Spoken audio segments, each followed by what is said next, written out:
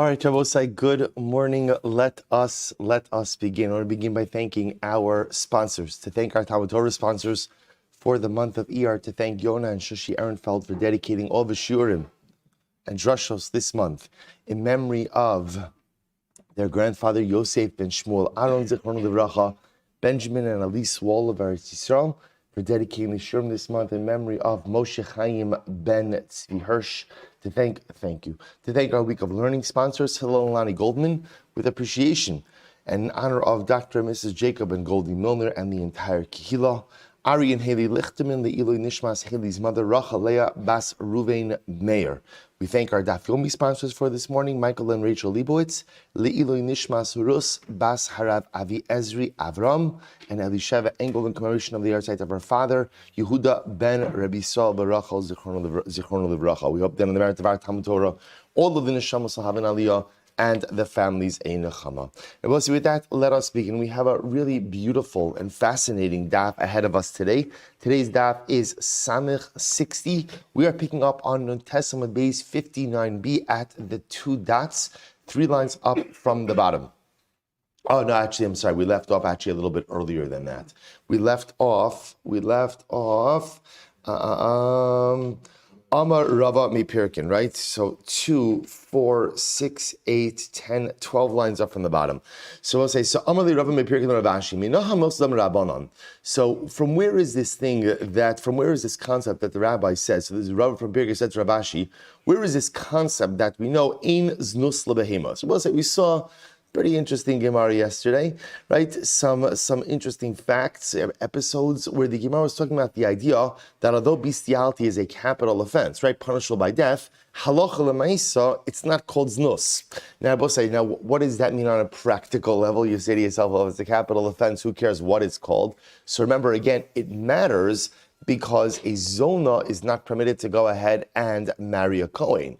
So, but if a woman, let's say, committed an act of bestiality, but Allah is not liable for death, for whatever the reason, there was no hasra, she was a shogeg, whatever it might be, halacha l'maisa doesn't render her a zona. So from where do we know that? So the Gemara says, Dichsev lo savi esnan zona u'mechir kelev.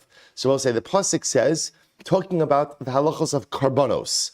We'll say, you're not an esnan zona, is an animal with which you would pay the zona for her services. So a person goes to a zona, pays her with a sheep. Torah says, you can't bring that sheep as a karban. That's an esnan zona. Mechir kelev would be an animal that you swapped or exchanged for a dog. Those are the types of animals the Gemara says that you're not allowed to go to bring as a karban. Now, here's what's interesting. Utanan, we learned, esnan kelev u'mechir zona.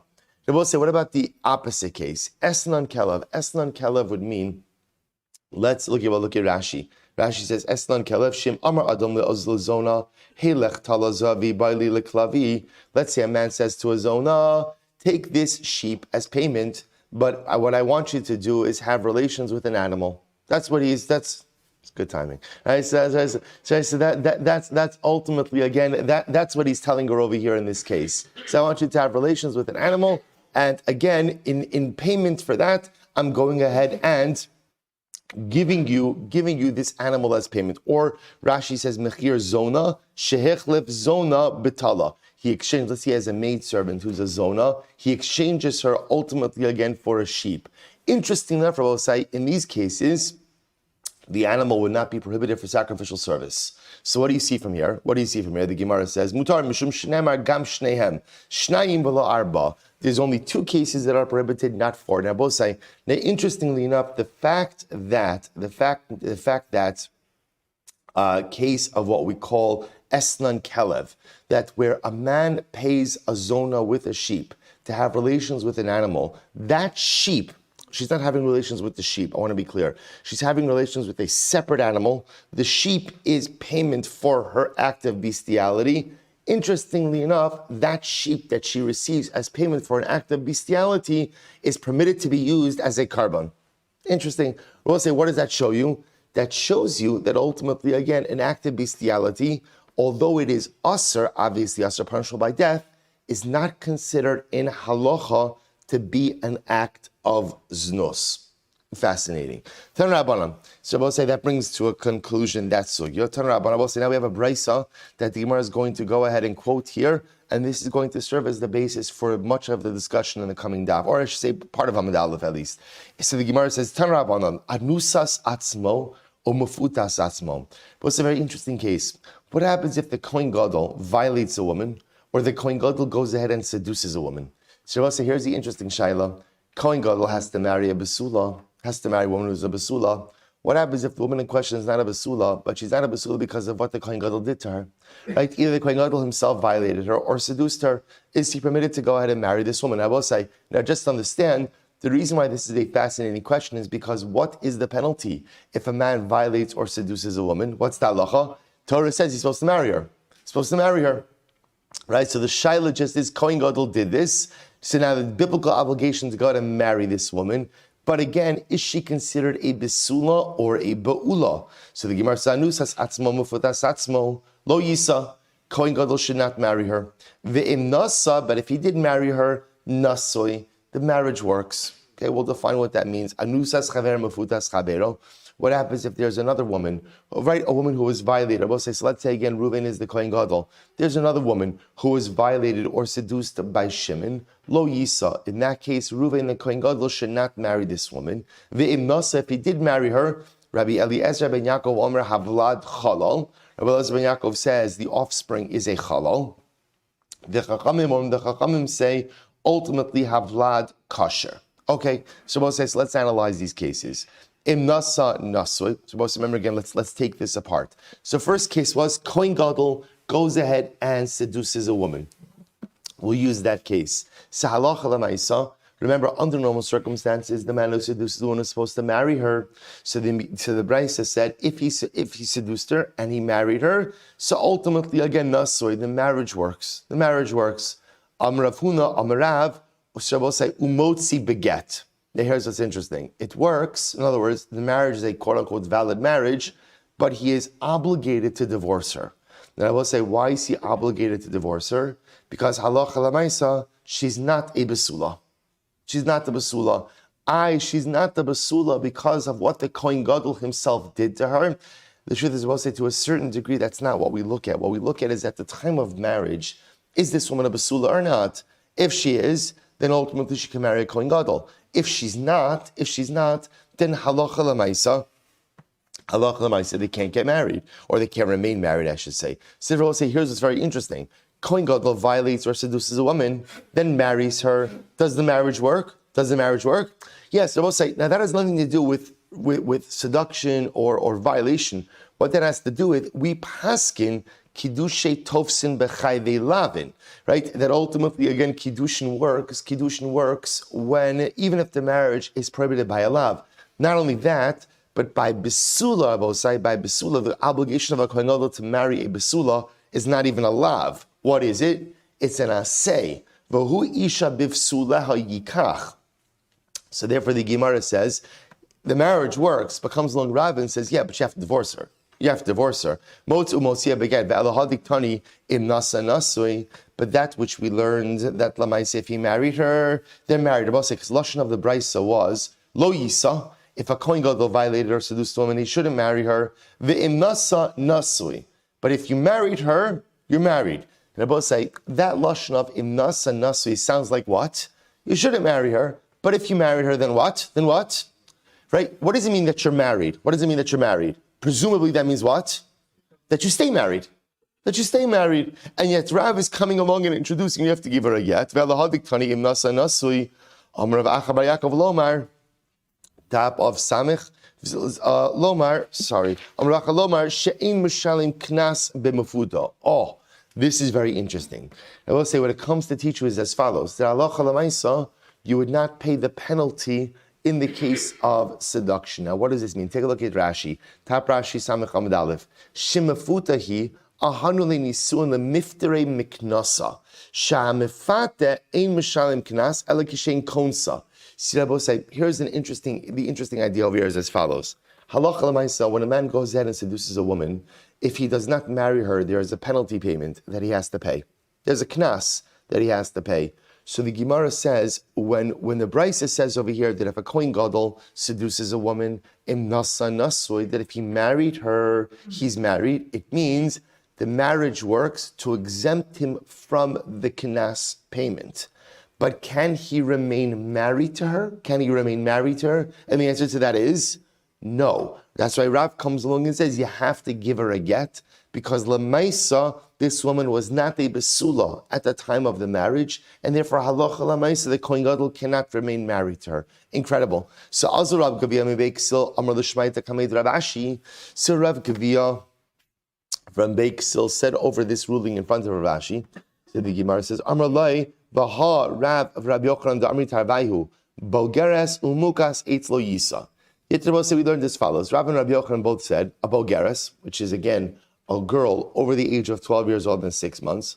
Mukas Eitz is a woman whose besulim were damaged, but not through intercourse, right? Through some other event. Lo Yisa. A Kohen Gadol should not marry either of these women. Why not? Why not?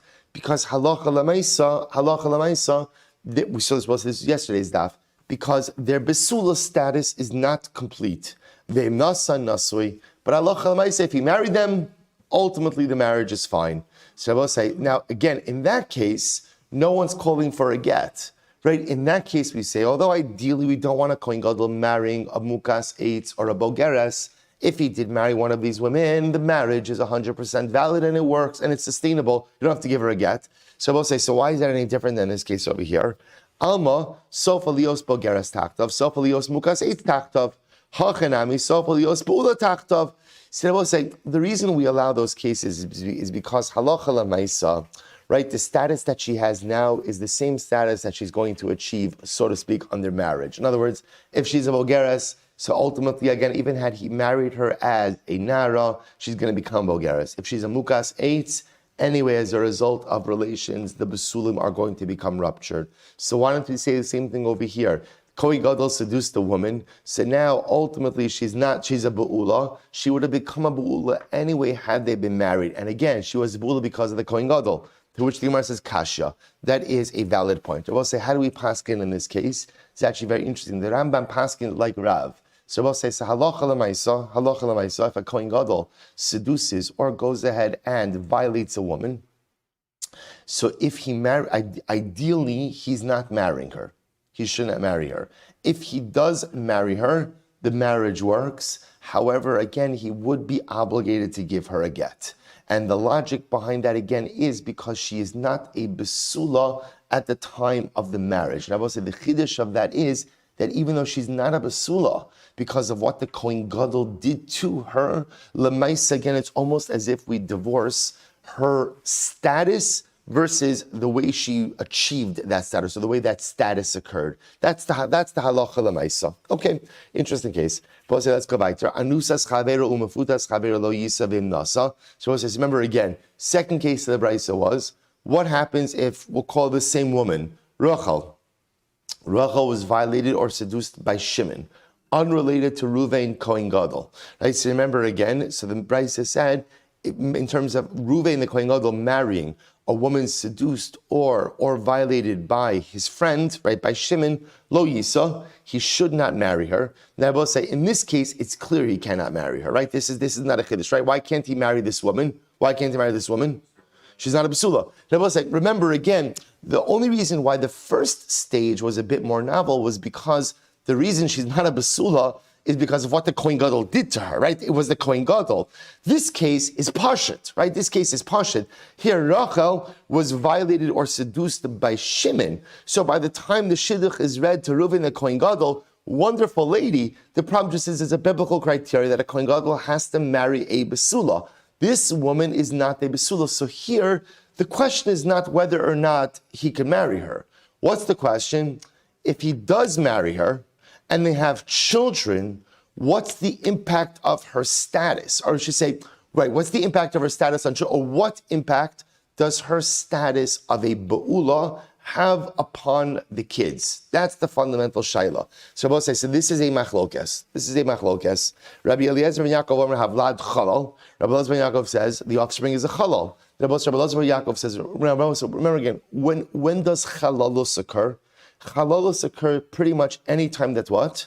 A Kohen, but not just a Kohen Gadol, a Kohen marries someone he's not allowed to marry, right? A Kohen marries a Grusha, an Almana, a Chalutza, right? In all of these cases, the marriage works, because again, we paskin Kiddushin Tovsin Bechai Ve'lavin, but Lamaisa, the marriage is aser, ultimately will produce Chalalim. So Rabbi Elazar ben Yaakov says, listen, Kohen Gadol is supposed to marry a Besula, you don't marry a Besula, the result of not marrying someone you're supposed to marry for a Kohen is what? Chalal.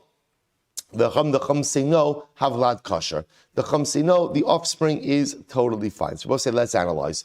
Amar Huna, Amar Rav, Halacha Rabbi ben Yaakov.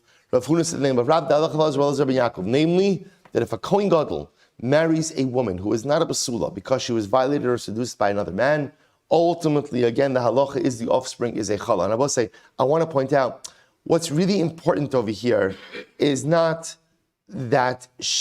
how she became a be'ula, right? But it's the fact that she is a be'ula, right? She's not, Kohen Gadol marries a woman who's not a besula because she had relations with another man. The nature of those relations, as long as it's not a zona case, is not really material for us right now. What the Gemara is saying over here is like this. Rav is saying that halacha falls Rabbi Elazar ben Yaakov, namely that halacha l'maisa, if a Kohen Gadol marries a Ba'ula and has children, ultimately those children are chalalim. So v'cheinu Rav Gidel Amarav Halakha Rabbi Elazar ben Yaakov. Ikeda Amri, another alternate version of this. Amarav Huna Amarav. My time with Rabbi Elazar ben Yaakov. So we'll say, well, let's take a step back. In this alternate version, before we pass in what the halacha is, what is Rabbi Elazar ben Yaakov's logic? What's his logic? So the Gemara says, Savarla Karabi Elazar, because he holds like Rabbi Elazar. Now we'll say, now what does Rabbi Elazar say? Look at Rashi on the right side.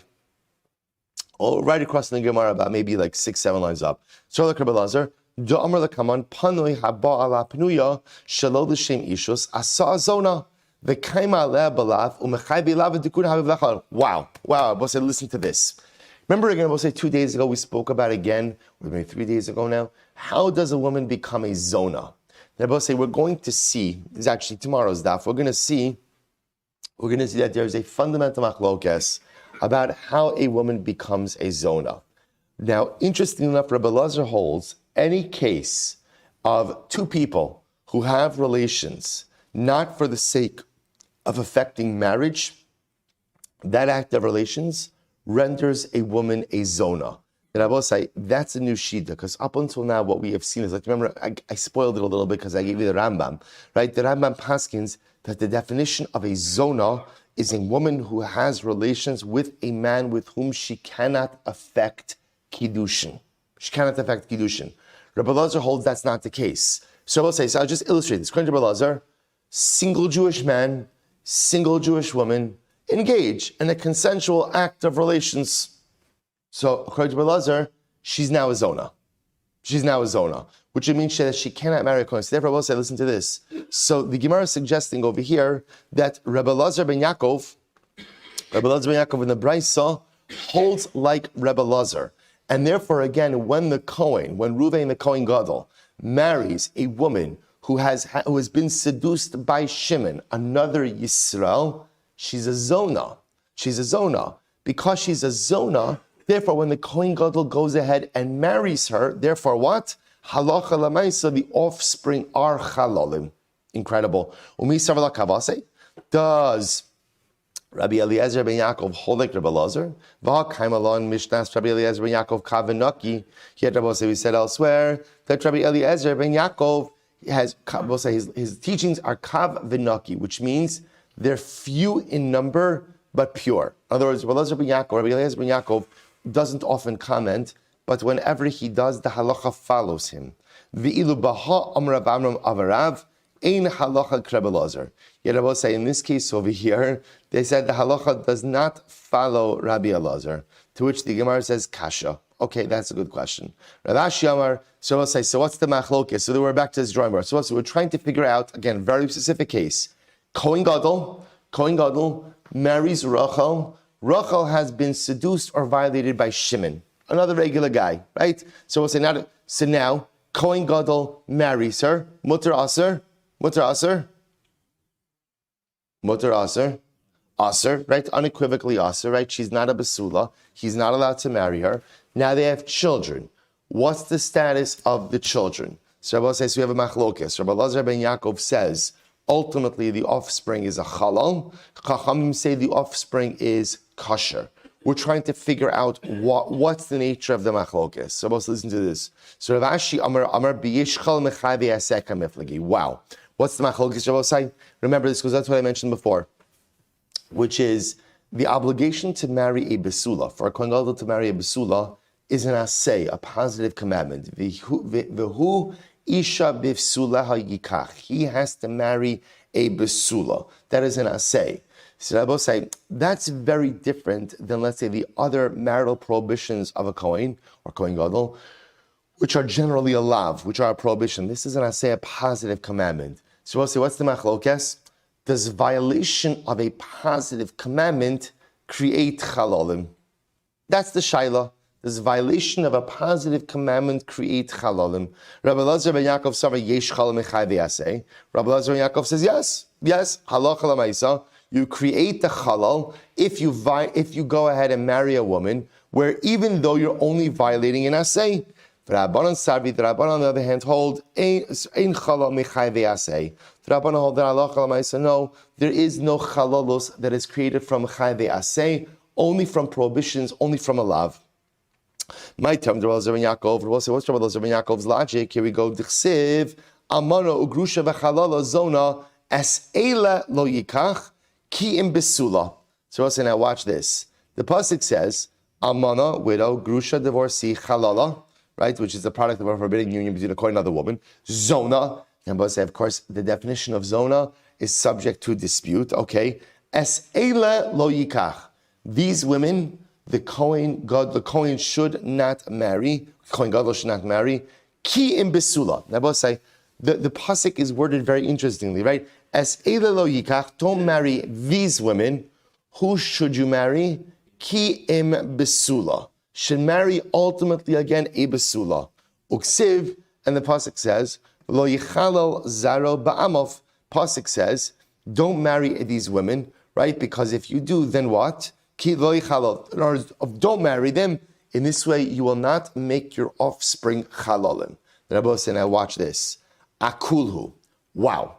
Rabbi Rebbetzin Yaakov says that phrase, v'lo yechalel zaro ba'amav, goes on all of the obligations and prohibitions before it. So what does that teach me? It teaches me, if a kohen gadol marries, an almana, a grusha, chalala, zona, it produces chalalas. But Rabbi say, who else is included in that? Ki im besula. Ki im besula. Also you have to marry besula. After the obligation to marry besula, the Torah says, v'lo yechalel zaro. What do you see from there? That if you don't marry a besula, you make your offspring chalalim. The fact that phrase, lo yichalel zaro, comes after the entire section that includes the obligation to marry a besula, teaches me that if the kohen gadol does not marry a besula, his offspring are chalalim. Incredible. The Rabbanan will say, eile hifsik ha'inyan. The Rabbanan will say, no. In that pasuk, amana grusha v'chalala zona, es eile lo yikach. That brings to a conclusion the section, right? And therefore, also when the pasuk says that you'll make your offspring into chalalim, that goes on that first part. And then the obligation to marry a besula is a separate, independent section. Rabbi Elys ben Yaakov Amar eile. What does Rabbi Elys ben Yaakov say? What do you do with eile? This is very interesting. L'me'ute nida. This comes to exclude the case of nida. We'll say, what's the case of nida? Take a look at Rashi. L'me'ute nida. Shimba kohen al ishto nida inav lad chalal. Very interesting. If a kohen gadol has relations with his wife while she is in nida, the offspring is not a chalal. Which is very interesting. As much as, of course, you see, here's the havamina. You might have thought that any time a kohen gadol has relations with someone who is prohibited to him, perhaps ultimately the resulting offspring are chalalim. Kamash malan, no. Kamash malan, it's only women spelled out in the pasuk. But if a kohen gadol goes ahead and has relations with his wife when she is in nida, albeit that's a very serious infraction in Isser, but lamaisa, that does not create chalalus. To which the Gemara says, Kiman Ozla Hadisanya. So we'll say, so here's what's interesting. So right now the Gemara is suggesting that the Machlokes, Rabbi Elazar ben Yaakov, and the Rabbanon is how to darshan the pasuk. When the pasuk says, Amona Grusha Chalala Zonas Eila Lo Yikach, Kiyim Besula Me'amav, is that looked at as one section, and therefore the pasuk that says, V'lo Yichalal Zaro, don't make your offspring into Chalalim, goes on all of those pieces. That's Rabbi Elazar ben Yaakov, and therefore even if he doesn't marry a Besula, if he marries a Be'ula, the offspring are Chalalim. Versus the Rabbanan that say, no, it's two sections. Amona Grusha Chalala Zona Es Eila Lo Yikach, section 1, and that's what the pasuk of Chalal is going on. Then there's a separate obligation to marry a Besula, but failure to marry a Besula does not create Chalalos. That's the fundamental machlokes. So the Gemara says, come on, Azla Hadisanya, whose opinion is reflected in the following brayso, Me'ela ata ose Chalal, Viata ose Chalal, Vi'ata ose Chalal minida, from any of these prohibited marriages, the resulting offspring is a Chalal. But if a Kohen Gadol has relations with his wife who's a Nida, the offspring is not the Chalal. Kiman, Ki Rabbi Elazar ben Yaakov, that's like Rabbi Elazar ben Yaakov. Okay, for Rabbi Elazar ben Yaakov, Nichtevei Le'ela Lebasof. Oh, we'll say, watch this. Rabbi Elazar ben Yaakov, why don't you put the phrase Es Eila at the end of the section? In other words, Rabbi say, according to Rabbi Elazar ben Yaakov, the pasuk should read as follows: Amana, Grusha, Chalala, Zona, Kiim Besula, Es Eila Lo Yikach. In other words, or phrase it a little bit differently, but put the phrase Eila or Lo Es Eila, either Eila, put the phrase Eila Yikach at the end of the section, thereby grouping Amana, Grusha, Chalala, Zona, and Besula all together. To which the Gemara says, Kasha. It's a good question. Okay, so that's something where it leaves off. So we'll say, what I will point out to you is as follows. Halacha l'maisa. Well, we're not up to halacha l'maisa just yet. But we'll say, but what we begin to see is a fundamental machlokes between Rabbi Elazar ben Yaakov, and the Chachamim. If a Kohen Gadol marries a woman who is not a Besula and they end up having children, is the child a Chalal or not? Rabbi Elazar ben Yaakov, yes. Rabbanon, no. And so for Rabbi say, it is all about how you choose to darshan the psukim. Incredible. Tan Rabbanon, Achos Arusa. So we'll say the Gemara switching gears here for just a moment. Achos Arusa. Boss, listen to this case. A Kohen is permitted to become Tameh for the 7 close relatives: mother, father, brother, sister, son, daughter, wife. Rabbi say, when it comes to sister, the Torah says who you permitted to become Tameh for? For your sister who's a Basula. Basula, right?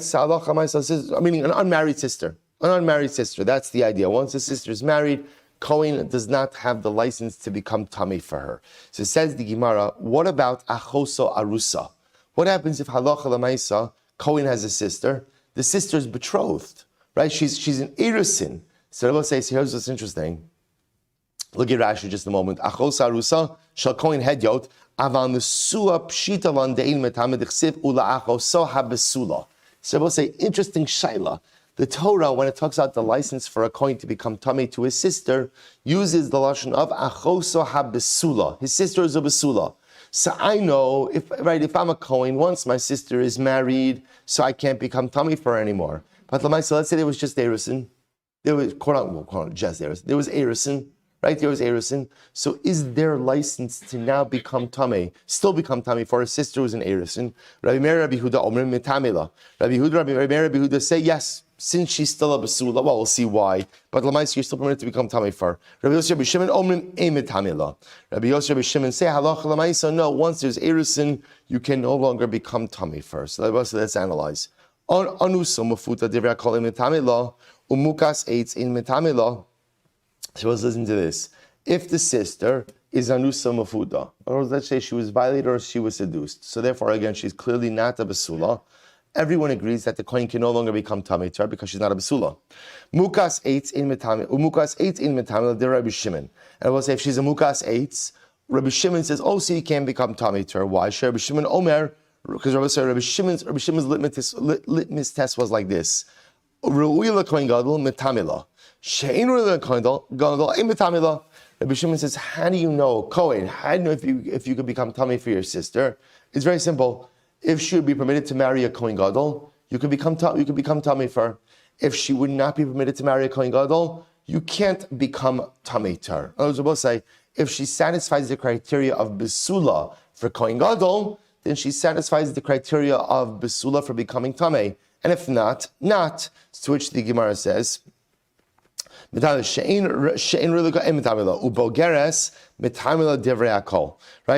sorry.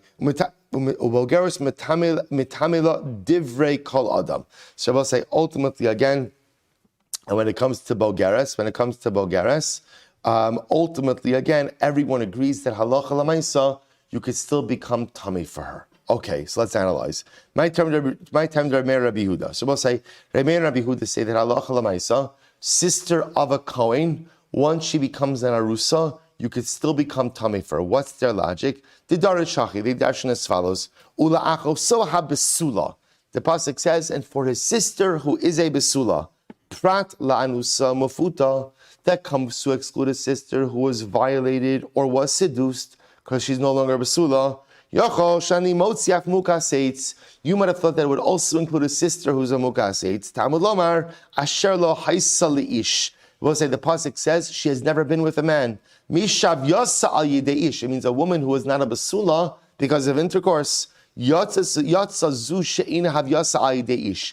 I will say that excludes the case of mukaseitz because although again the basulim are not there, she has never been with a man. So therefore, I will say according to this approach. So again, just understand Rabbi Yehuda. So what we have is as follows: if the sister of the Kohen is a mukaseitz, is anusa mafuta, seduced or violated, Kohen can become tummy for her. Mukaseitz can become tummy for her. Hakrova elav, hakrova, the one who is close to him, l'rabos ha'arusa, that ultimately comes to include an arusa. Or as Rabbi say, what's interesting is as follows. See, when there's irisin, a woman is often still living in her parents' home. So in essence, she is still quote unquote close to her brother. Sakrov elav comes to include an arusa. Elav, l'rabos ha'bogeres. Elav comes to include if the sister is a bogeres. So to which the Gemara says, ha lama likra. Why does a bogeres even need a pasuk? From Rabbi Meir, besula afilu miktas besula mashma. Rabbi Meir himself says the word besula means as long as some element of the besulam is intact, that is fine. So it's necessary. I would have thought neilif besula mihasam. I might have thought that halacha l'maisa. You shall learn out the case of besula from na'ara ha'me'urasa. Malahalon na'ara afkan nami na'ara. Kamash malo know that even a bogeres is still called a basula. So we'll say, so this is the position of Rabbi Meir and Rabbi Yehuda, the entire exposition over here. But for our purposes, what they teach us is that a sister who has erisin, sister of a Kohen Gadol, who has had erisin, is still called krova, is still called close to her brother, and therefore the Kohen is permitted to become tummy for her. Rabbi Yosef B'Shimon my tamayo. Rabbi say Rabbi Yosef B'Shimon will hold that once there's erisin, a Kohen cannot become tummy for his sister. What's their logic? Darshi hake. We'll say first wide line, bottom of Samech Amud Aleph.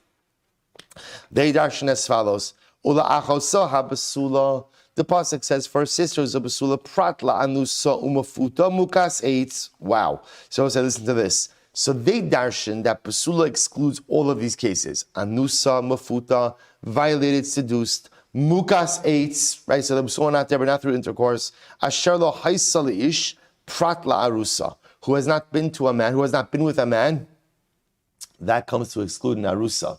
So say their understanding over here, asher lo haisa leish doesn't have to mean relations. Asher lo haisa leish means she's not in marriage. But halacha l'maisa, an arusa is already committed to a marriage, and therefore halacha l'maisa, the kohen cannot become tamei to her, or for her, I should say. Hakrova l'rabos arusa shenis garsha. But hakrova means if there was erusin, but then the sister got divorced, the Kohen could once again become tummy for his sister. Elav, to him, l'rabos es habogeres, that comes to include a bogeres, that a Kohen can become tummy for his sister as a bogeres. Hakrova, close, l'rabos arusa, so Rabbi say, therefore again, that's their shita. So if Rabbi say, this is our fundamental machlokus, Rabbi Meir and Rabbi Huda on one side, Rabbi Yossi, Rabbi Shimon on the other side.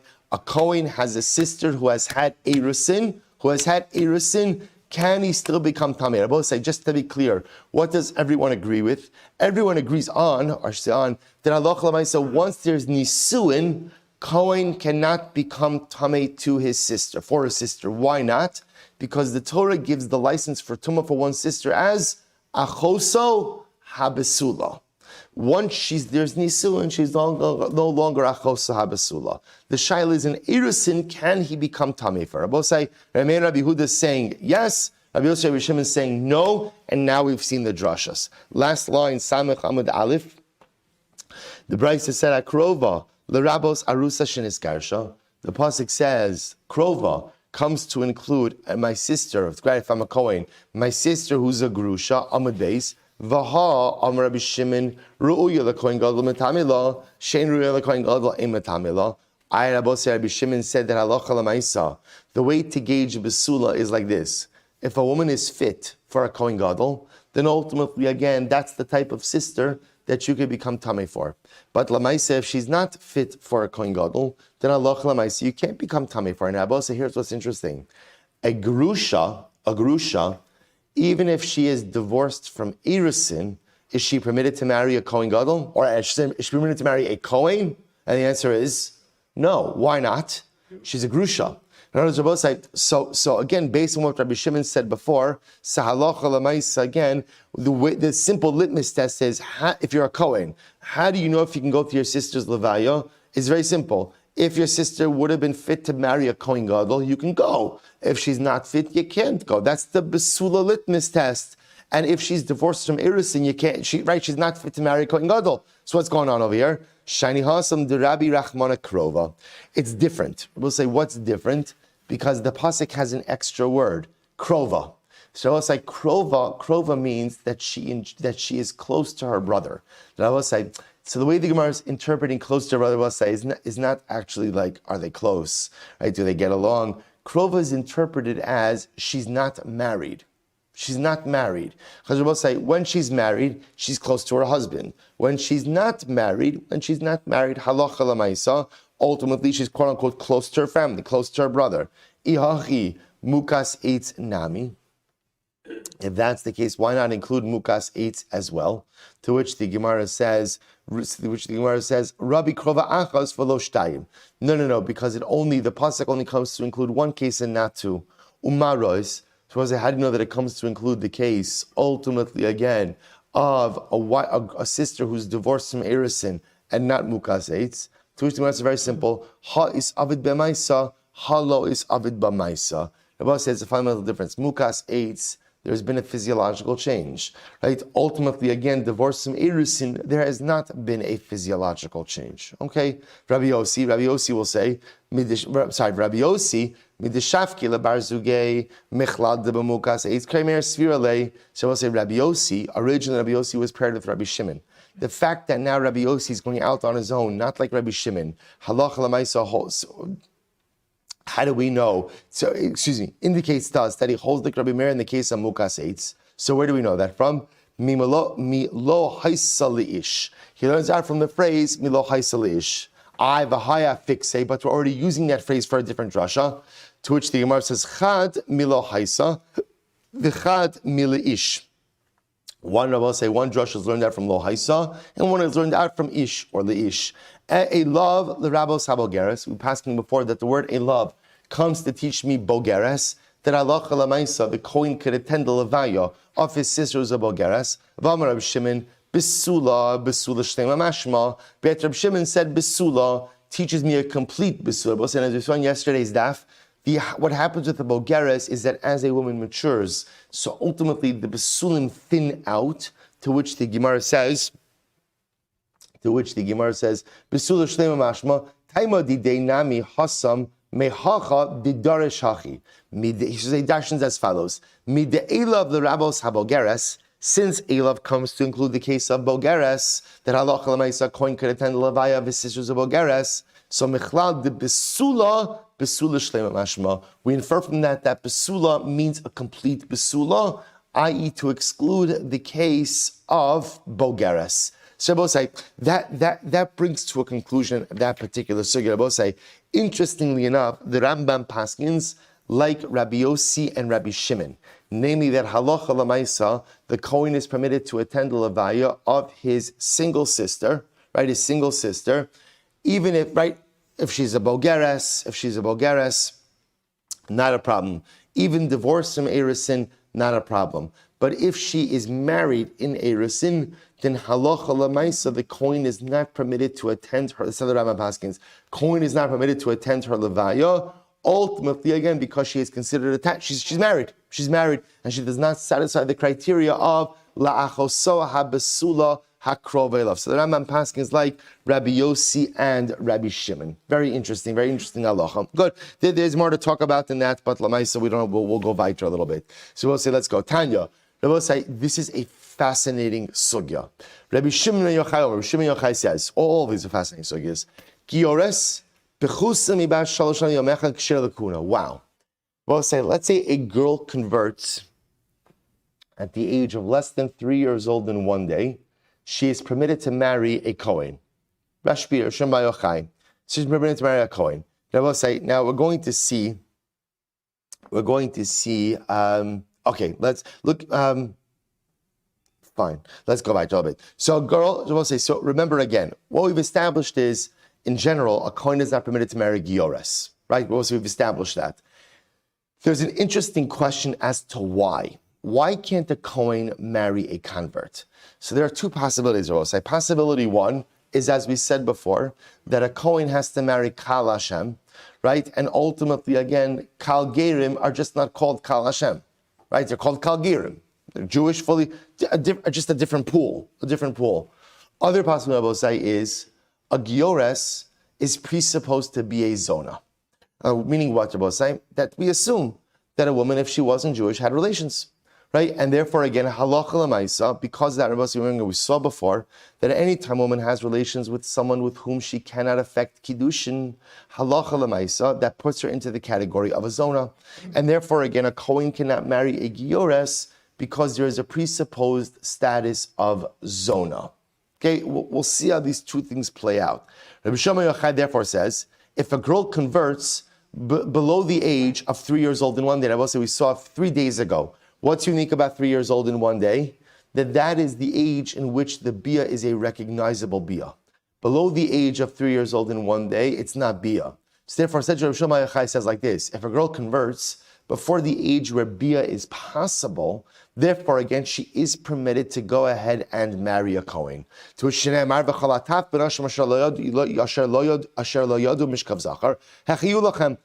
pasuk is by Midyan.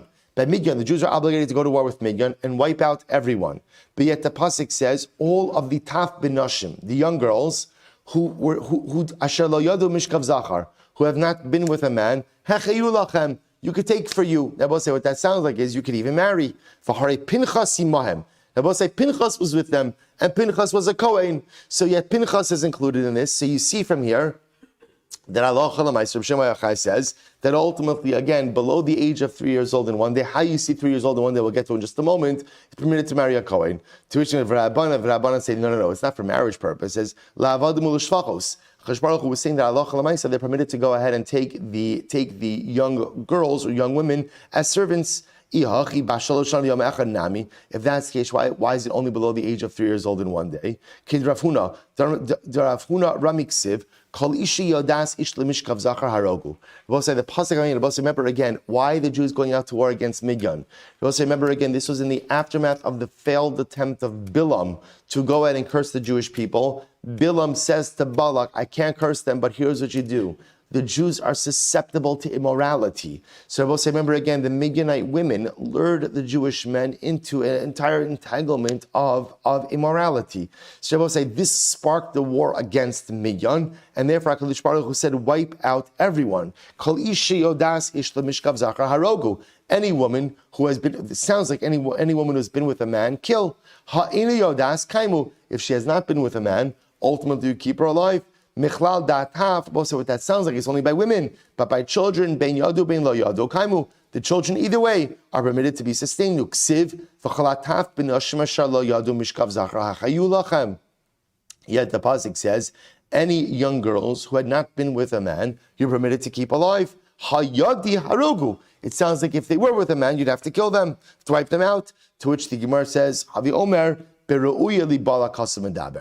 is talking about Rabbosai not as much of whether or not a woman was with a man, one of the Midianite women, but rather again the age at which the bia is recognizable. When the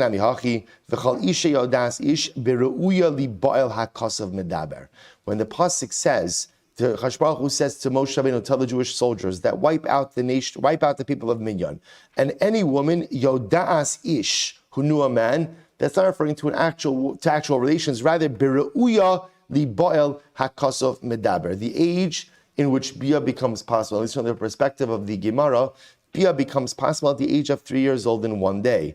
Ata omer beru'uya li Ba'el eino ela nivala mamish. You say it's only fit for bia, or maybe it actually means they had bia. Keshu omer v'chalataf benash masher la yadu mishkav zachar havi omer beru'uya li Ba'el hakasov medaber. So interestingly enough, halach lamais, when it came to the war with Midian, the obligation was to wipe out women from the age, or the nation, the men and the women from the age in which they were fit for bia and up. Not necessarily if they had bia, didn't have bia from the age of bia and up. Beru'uya li Ba'el hakasov medaber. To which the Gemara says, Mina yadi. So ultimately, again, how would they know? To which the Gemara says, Amar Afuna bar Bezna, Amar Shimon Chasida, Havirum lifnei hatzitz. So I will say, this is interesting. The Gemara seems to indicate, how would they know if a woman was re'uya lebia, not re'uya lebia? They would bring each of the Midianite women before the tzitz. And I will say, now remember again, the tzitz is the head plate of the Kohen Gadol, right? That says Kodesh LaHashem on it. Kodesh LaHashem. They're bring before the tzitz. Kol shepaneh morikos. If the expression of the woman, right, became darkened, her complexion darkened, bi'adur shiri ri'uya li Ba'el. Ultimately, I will say that showed that she was the age where bia was possible. Kol she'in paneh morikos. But if her expression did not become darker, bi'adur she'in ru'uya li Ba'el, then ultimately, again, she was not fit for bia. So I will say this is how they determined, which woman was fit for bia, not fit for bia. Rav Nachman, I will say, this is actually incredible. First wide line, Samech Hamad Beis, Simon Laver. I will say, I just want to point out, sometimes you read these Gemaras, and the truth is, it's hard for us, we should be honest, it's hard for us to wrap our heads around this, right? It's a variety of these things. It's hard to wrap around the notion of Bia, 3 years old. What does that mean? Ru'uya lebia, what does that mean? And even this war against Midian. I will say sometimes it's hard for us to think about these things and to recognize Kadosh Baruch Hu is telling us to wipe out everyone, including children, right from 3 years old and one day and up. So I will say it is, and it's important for us to grapple with these things, but it's also important for us to recognize that the definition of morality is not what we define as moral and immoral. For the Jew, the definition of morality is what HaKadosh Baruch Hu tells us to do and not to do. If he tells us to do it, then by definition it's moral. If he tells us not to do it, then by definition it's immoral. And this is one of the hardest things. People think, the hard part about being a Jew is not the mitzvahs, right? The mitzvahs are relatively straightforward, and for the most part don't require all that much mesiras nefesh. Sometimes they do, but not. This is the hard part of Yiddishkeit. Recognizing that I have to bend my knee before a divine system of morality, even though, again, when I look at this, to me, this looks wild. This looks off the charts. This looks crazy. But Lamaisa, if HaKadosh Baruch Hu says it, and HaKadosh Baruch Hu commands it, that means for me as a Yid, for me as a Jew, I bend my knee before HaKadosh Baruch Hu, and I say to my God, if you say do it, and you say mutter, and you say mitzvah, then by definition, I have to accept that this is what is true emes, then this is what is true morality. An incredible yisod. They will say, listen to what the Gemara says. So how do they determine, ultimately, again, who was Reuven Meir, who wasn't Reuven Meir? They bring him before the tzitz. They will say, what's interesting is as follows. What would happen? If a woman was Reuven Meir, her expression would turn darker. Right, paler, right? If ultimately, again, not Reuven Meir, wouldn't turn pale. Rav Nachman says, what do you see from here? Siman la'avera hidarkon. I will say, you see from here that the siman for an avera is hidarkon. I will say, hidarkon, Rashi says, peneim shel ovre avera morikin. So I will say, hidarkon is some type of condition. But what hidarkon does is, it turns it makes your complexion turn pale. It almost like seeps the vitality out of you. And I will say, do you know what the incredible, listen what Chazal are teaching us. Do you know what the most incredible aspect of chait is? The most dramatic part of chait is that chait, when I engage in sinful behavior, it saps me of my vitality. See, Rabbosai, a person has a limited amount of koach in this world. There's a limited amount of energy.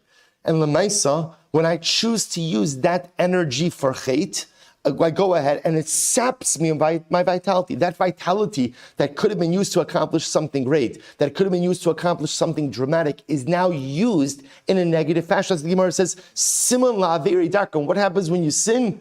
You become pale. What happens when you sin? You sap yourself of your vitality. See, we often think that the worst part of chait is the onesh, is the punishment. And what we don't realize is actually the worst part of chait is that I'm taking energy and koach that could have been used to accomplish so much good.